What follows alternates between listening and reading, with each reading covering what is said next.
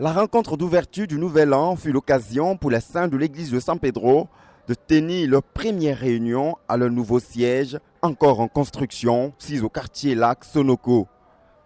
Près de 500 frères réunis en ce lieu ont été conduits par le pasteur Emmanuel Kwao, missionnaire de la dite localité et dirigeant de la région du Bassa-Sandra, dans les actions de grâce, les témoignages, le ministère de la parole et les proclamations et prières de bénédiction pour consacrer l'année 2022 au Seigneur. Seigneur Jésus-Christ, tout le monde, Seigneur Jésus-Christ, je te présente cette année, l'année 2022, tu m'as protégé pendant l'année 2021. J'ai crié à toi, tu m'as exaucé, tu m'as défendu, tu as mené la bataille pour moi. Tu as renversé les principautés. Tu m'as arraché les prisons spirituelles. Tu m'as donné la vie, Seigneur. Et tu m'accordes la grâce d'entrer en 2022. Oh Père,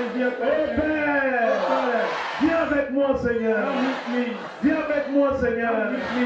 Viens avec moi, Seigneur. C'est l'année 2022.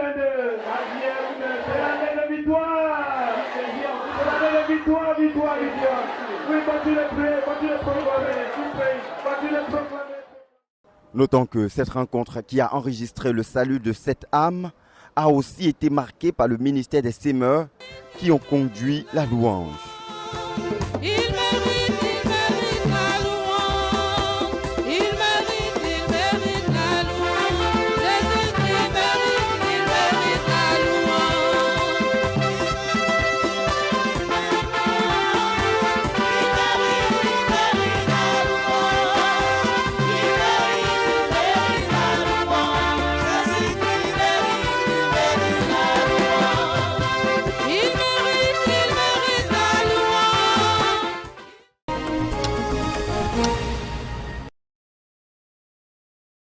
L'œuvre à San Pedro a été implantée depuis le 20 juin 1999, avec la venue du couple Kwao Emmanuel et Lucie, premier couple missionnaire nationaux envoyés à partir de la base de l'église de Côte d'Ivoire, située à Abidjan. Se prêtant au micro de la RTVC en avril 2021, le pasteur Emmanuel Kwao nous partageait les grandes lignes des débuts de l'œuvre à San Pedro. Les débuts de l'œuvre étaient un peu difficiles. D'abord, ne connaissant personne, c'est une œuvre nouvelle dans une région. Il n'y avait pas d'église même. Donc c'est une œuvre nouvelle. Il faut prêcher l'évangile. Il faut prier. Il faut jeûner. Mais j'avais dit à madame que nous avons vu le modèle du pasteur. Il a commencé l'œuvre avec la prière. C'est vrai qu'il évangélisait. Mais quand nous on est rentrés, j'ai vu que d'abord nous avons fait 40 jours de croisade de prière pour accoucher toute la nation. On prenait ville par ville, département, etc. Donc, je lui ai dit que nous allons prier pour la ville, après prier pour les autres localités, et nous allons avoir les premiers heures.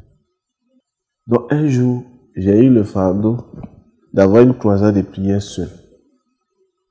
Je priais, j'avais la liste des dénominations et que je priais que les enfants de Dieu à l'intérieur sortent.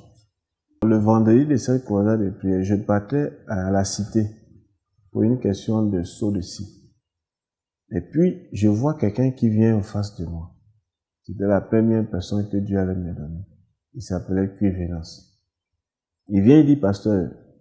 D'abord, il n'a pas dit pasteur, il dit, bonsoir monsieur. Non, bonjour monsieur. Je lui ai dit bonjour.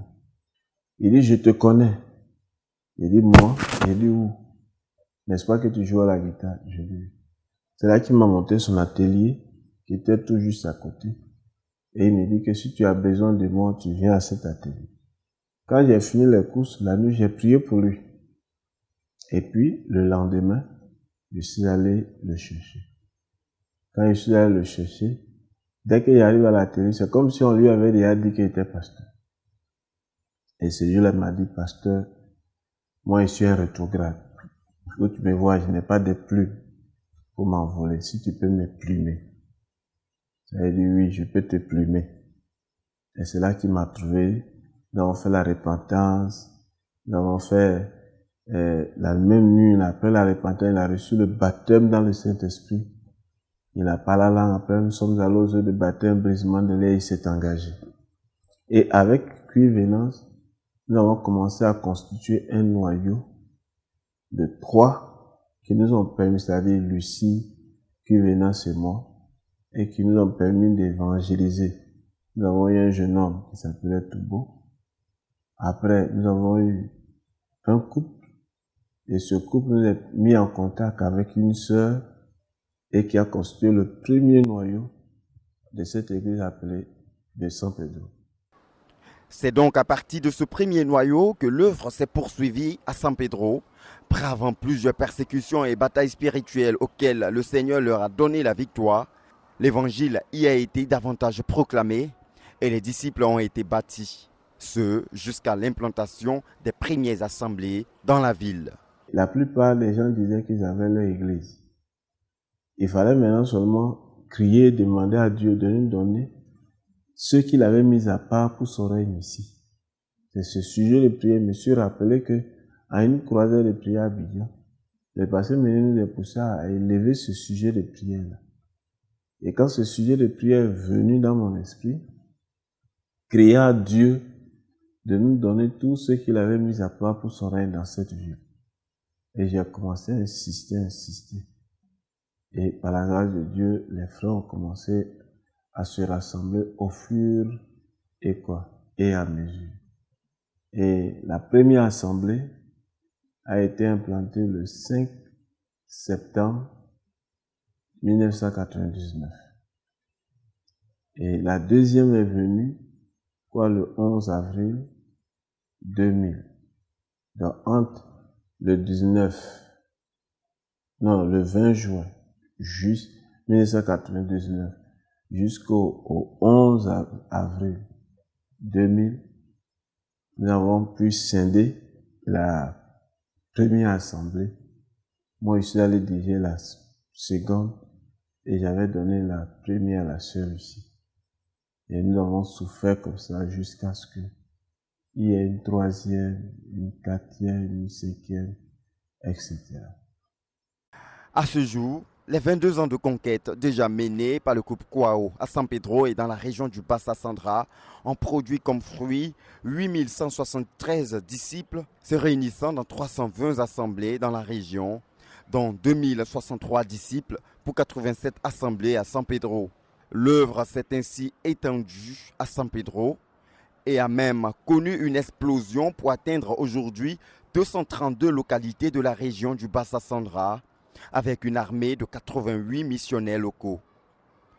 La dernière convention du Bassa Sandra, la 6e du genre, tenue du 1er au 4 avril 2021, a été une occasion pour toutes les églises de la dite région de se réunir pour affiler leurs armes pour la conquête et l'expansion du royaume de Dieu dans le Bassa Sandra. Convention au cours de laquelle le pasteur Boniface Meignet, leader de la CMCI Côte d'Ivoire, a rendu le ministère de la parole sur le thème « La foi du croyant et les desseins éternels de Dieu ». Un message qui a été d'une grande richesse pour tout le peuple et surtout pour le pasteur Emmanuel Kwao, qui n'a pas manqué de faire part de la grande bénédiction qu'a été cette convention pour lui et pour l'avenir de l'œuvre dans le Bassa Sandra. Je suis content pour ce que Dieu a fait. Ça, j'étais là, moi-même, j'étais étonné. Je ne savais pas ce qu'il fallait dire. Donc hier, la seule chose qui pouvait m'habiter, c'est de lui rendre grâce. Je venais aussi avec de grandes attentes. Et sérieusement, j'ai été satisfait pour avoir organisé la convention. Je me suis dit, mais si la convention n'avait pas été organisée, mais ce peuple allait devenir quoi? Ça, c'était la question que je me suis posée. Ces dirigeants-là allaient devenir quoi? Les promesses de miracles, de guérison et de délivrance qui accompagnent l'entreprise de l'Évangile sont aussi palpables à San Pedro. Pour exemple, à l'occasion de la dernière croisade de renversement des principautés personnelles et familiales, les cris élevés par les saints de la dite localité pour leur délivrance et celle de leur famille, ainsi que les proclamations et prières de combat et de guérison, ont produit plusieurs témoignages, dont 309 guérisons, délivrances, restaurations et déblocages de tout genre enregistrés, ainsi que 113 âmes qui ont été conduites au Seigneur Jésus-Christ à cette occasion. L'œuvre dans le Bas-Sassandra peut compter aussi sur une jeunesse zélée et engagée comme des aides actives au service de la conquête dans la région, d'où l'investissement du pasteur Kwao dans les ministères à l'endroit de cette classe de l'Église, constituée des flèches dans le carquois du guerrier qu'est le dirigeant, comme le précise le livre de Psaumes au chapitre 127, les versets 4 à 5. C'est ainsi le 4e camp biblique régional de la jeunesse qui a marqué les derniers instants de l'année 2021, précisément du 23 au 26 décembre. Ce camp biblique qui a réuni plus de 700 campeurs venus de plusieurs localités de la région a été l'occasion pour le pasteur Kwao d'instruire la jeunesse sur la nécessité absolue de vivre la vie de Dieu. En plus du salut de cette âme enregistrée et les grandes délivrances qui ont marqué ce programme, sans oublier les prestations diverses à partir desquelles les jeunes se sont mutuellement édifiés, ce camp biblique a été l'occasion pour le pasteur Kwao d'instruire la jeunesse sur la nécessité absolue de vivre la vie de Dieu, facteur déterminant pour demeurer disciple du Seigneur Jésus-Christ et condition préalable pour servir Dieu de manière efficace.